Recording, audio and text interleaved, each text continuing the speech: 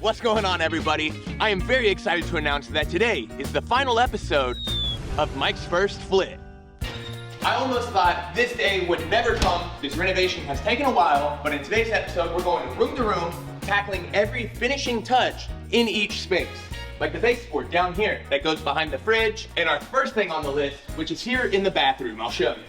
Here in the shower, I've got this small yellow spacer that I accidentally kept wedged between the tiles. But I've got some grout, and I think I can use this multi-tool to cut away at this spacer so that I can backfill it with matching grout, and the shower can actually be 100% complete. Nice. I just grabbed a small plastic cup because I didn't need to mix up very much grout for this repair. And FYI, the color is called Latte. I used my grout float to make sure that this was really seated into that joint, and then a sponge to clean it all up. Awesome, that's one task done, one room complete. Also, if you haven't, check out this floating vanity in the bathroom. That video's live, and this room is finished. Next on the list, I really like this original vintage door, but I want to frost the glass. It's crazy, the roll of frosted glass film that I have left over from the bathroom is exactly what I need to be able to cover this garage door. How crazy is that? What a coincidence. After I get all this cleaned up, I'm gonna trim out the entire outside of the door. That way I can give it a quick coat of paint, and then I can apply my frosted glass film. This process isn't too complicated, but it is very important that you've got a clean window. With the window wet, peel away the clear backing from the frosted sheet and then apply it to the window. A squeegee like what I'm using is the perfect tool to get rid of all of the air bubbles and all the water underneath. And after it was all trimmed, here's how it looked. Pretty nice. I think it's way better not being able to see into the garage. I didn't put any baseboard trim behind the fridge because the long piece of trim is gonna need to butt up against that door casing we just put down. So I wasn't sure exactly how long it needed to be until now. That blue tape on the wall is where I'd eventually like to get a water line ran to the fridge for the ice maker, but until then, we're gonna keep this baseboard train rolling. Looking back, I know one thing that would have helped on these outside corners is undercutting my miters. That way the wood would be touching on the outside and I'd have to rely on caulk a little bit less.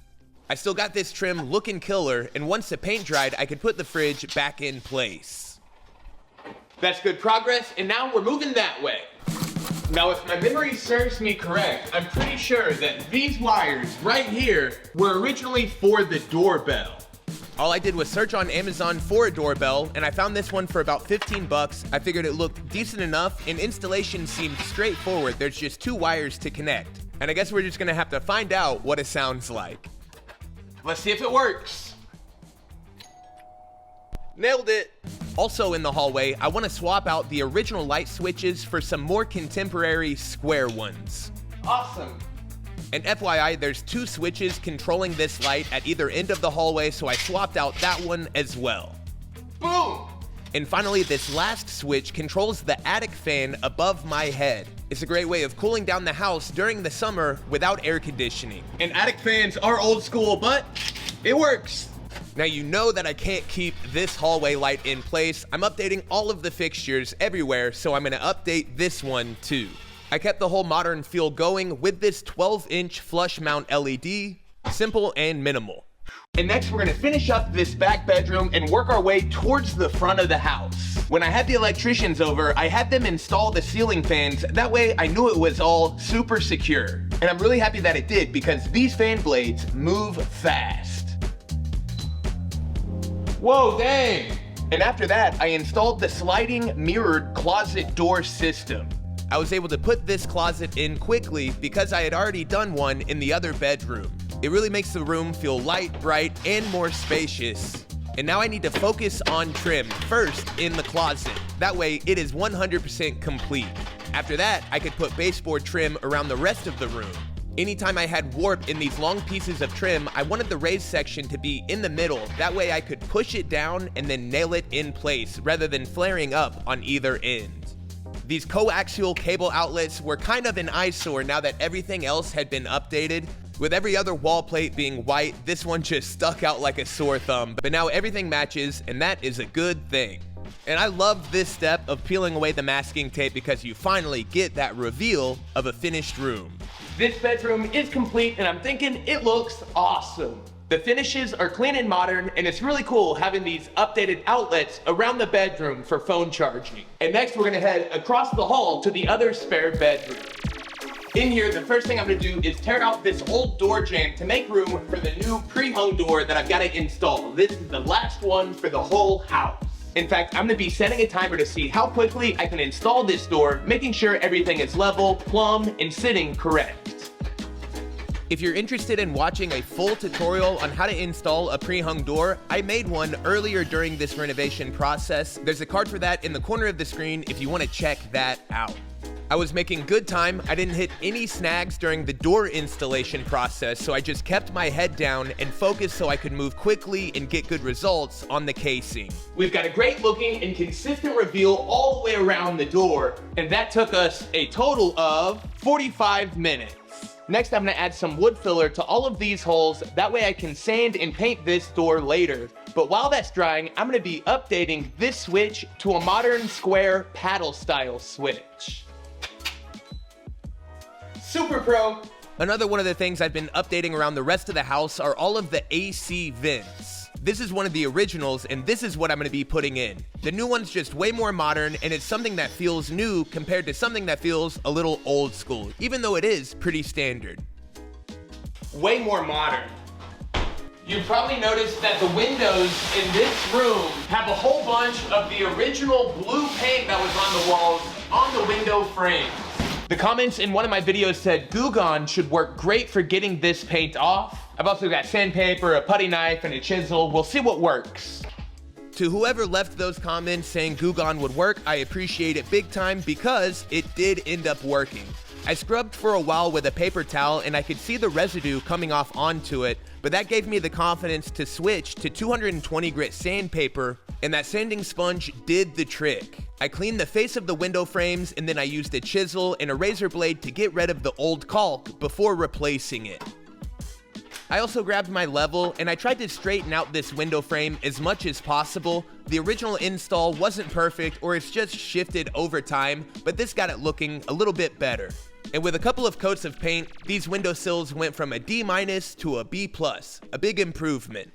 Finally, I could grab my caulk gun and caulk around the perimeter of the window frames. And it looks super clean now.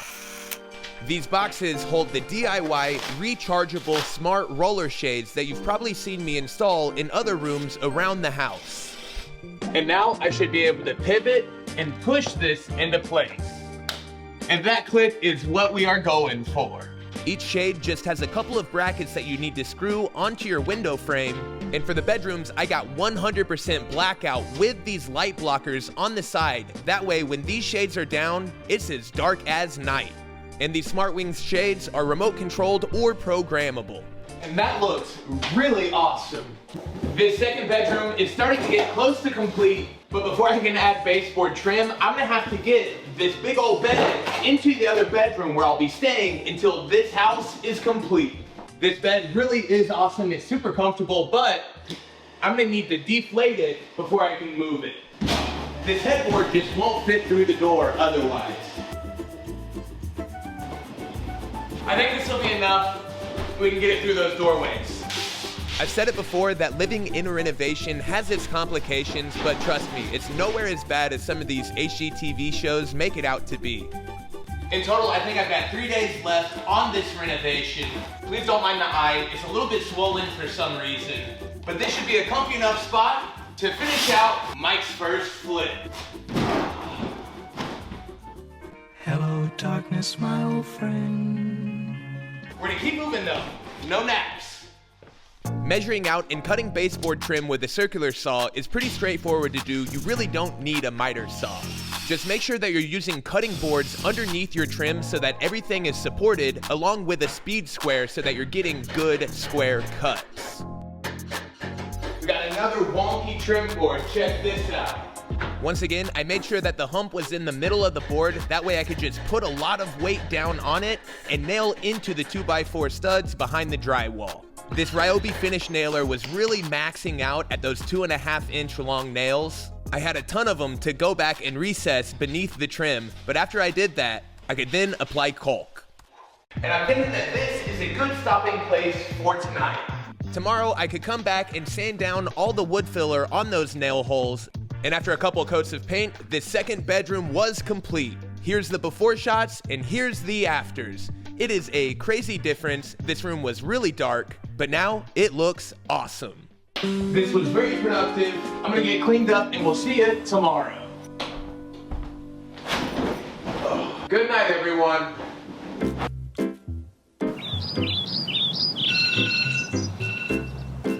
2 days remaining before this renovation is complete, I think.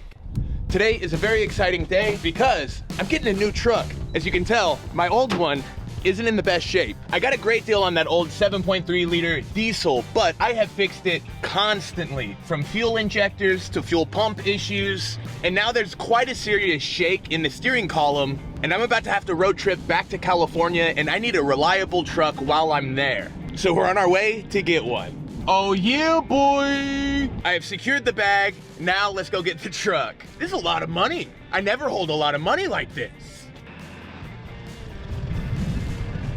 What can I say? It's a big truck. This is a 1996, and I've upgraded from an F250 to an F350 with that 7.3 power stroke. I think it was a good deal, and it's just gonna get more valuable the older I get. Awesome. And one upgrade that I am very excited for is a full 8-foot bed. This will be awesome for material and lumber runs. All right, let's get back to finishing this house. And now we can finally finish out this hallway because we've got all of our doors on. All of the door casing facing the hallway is gonna need to be cut and installed. There's no trim on any of these doors on the hallway side, so I'm gonna batch this out really quick. To make everything faster, I switched to my 18 gauge nailer with 2-inch nails. That way they sunk beneath the trim. And if you need to shorten your board by just a little bit, don't take it off the 45-degree side. Instead, I'll use a carpenter's pencil to keep the blade guard out of my way while I'm able to shave off just a little bit of material from the end of this board without it trying to make me kick out. I do think it's a good idea, if you're a DIYer, to do your first cut on your door casing just a tiny bit longer than you think it'll need to be. That way you can see it in place and double check, because trim is expensive and it stinks if you have to waste a piece because you cut it like a 64th too short. Before I installed this wall register, I washed it, but it still isn't quite as bright white as all of the other accessories. It's not the end of the world, but I might see if I can find one the exact same size online. That way it kind of matches the vents in the ceiling. And now, hallway is complete. Once this paint dries, I'll peel away the masking tape, and now we've got a pretty big task to tackle. It is this living room mess. But before we move on, I'd like to give a big thanks to the sponsor of today's episode, Squarespace. Your one-stop shop for a custom website, online store, or domain. And now with Squarespace's cutting-edge design tools like Blueprint AI, that has never been easier. All you've got to do is type out a little bit about the website you want to create, and then you get a fully customized template tailored to your brand or business. And you can get discovered fast with Squarespace's fully integrated SEO tools. They do all the back-end work, making sure that your meta tags and everything is updated so that you get shown on search engines more often and find more clients. With Squarespace invoices, you can get paid faster and impress clients with on-brand invoices and streamline your workflow from proposals to contracts, invoice, and payments all in one place. And with Squarespace email campaigns, you've got all the tools to engage your clients, promote your services, and grow your business built in. To learn more, make sure and follow my link down in the description. That's squarespace.com/modernbuilds. And then when it's time to make your site live, don't forget to use my code modernbuilds for 10% off your first site, store, or domain through Squarespace. As always, one more huge thanks to Squarespace and you all for watching. Now let's finish out this renovation. We've got a ton of stuff in here that's gonna need to go out to the shop. Tools like this air compressor that I'm not gonna need in here again. All the tools, materials, and supplies from pretty much every project left over have accumulated here in the living room, and it feels good sorting through it all. There are times during this project where I thought I was way in over my head. After doing a little bit of DIY renovation, I thought I had this project in the bag. I thought I could renovate this house in about 6, maybe 8 months. But here we are 2 years later, and we are finally done. Well, almost done, that is. The part that stinks to me is I just wasn't able to make as awesome as content as I planned. Home renovating takes a long time, and I really thought I was gonna have more help with contractors, family, and friends on this project. But I was raised never to quit, so I never did. And here we are. But I will admit, I'm very excited to get back to some classic modern builds furniture projects. It just stinks because with this whole project, I just feel like I've been overworked, overstressed, but I'm also under-delivering. I'm really used to spending a few days, maybe a couple of weeks on a modern builds project. But with this house, I feel like I've been busting my butt, working all day, every day. And maybe it's just because this isn't exactly in my wheelhouse, but I've been struggling to get out, 2 good videos a month. I'm always trying to look on the bright side though. I've learned a ton, and all of this really makes me appreciate the furniture building that I really got used to. And for anybody that's enjoyed and stuck along during this journey, I appreciate it. I've really tried to make the videos as interesting as I can. I've still got painting to do, so I'll have to set this to the side. And how about this deal on painter's tape? I'll leave the Amazon listing right here. You can get like 10 decent rolls of tape for the price of like 2 name brand at the big box store. I also want to give a big thank you for the good feedback on the What is Living in a Renovation Day in the Life video. After I got some nice comments, I decided I was going to do this video, which is sort of a week in the life living in a renovation. And who knows, maybe if somebody was interested in doing something similar to me, this gives them a little bit more of an idea of what to expect. Gonna have to mop. I've been collecting this cardboard because there's a recycling center just down the street, and this stuff takes up so much room in a trash bin. After I get all that into the barn, I'll be heading to drop all this off. And I've hinted at it, but this week, I've got a real estate agent coming in to tell me what they think they would list the house for. And I don't know about you guys, but I'm just so excited to find out because this has been a ton of work, and that video will be coming out very soon. So make sure and like, comment, and subscribe down below. Hit that notification bell, and we'll see you soon, maybe for the last time on the series, Mike's First Flip. It's Mike's First Flip. Bye, everybody.